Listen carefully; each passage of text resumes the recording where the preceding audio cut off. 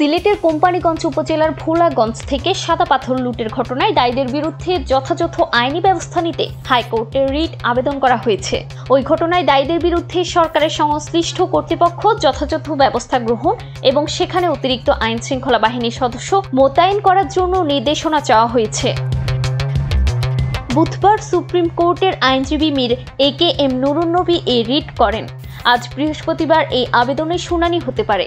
এছাড়া সিলেটের পর্যটন এলাকা ভোলাগঞ্জ থেকে সাদা পাথর লুটের জন্য দায়ীদের বিরুদ্ধে ব্যবস্থা নেওয়ার ক্ষেত্রে সরকারের সংশ্লিষ্ট কর্মকর্তাদের নিষ্ক্রিয়তা কেন অবৈধ ঘোষণা করা হবে না তার ব্যাখ্যা চেয়ে রুল জারিরও আবেদন করা হয় রিটে।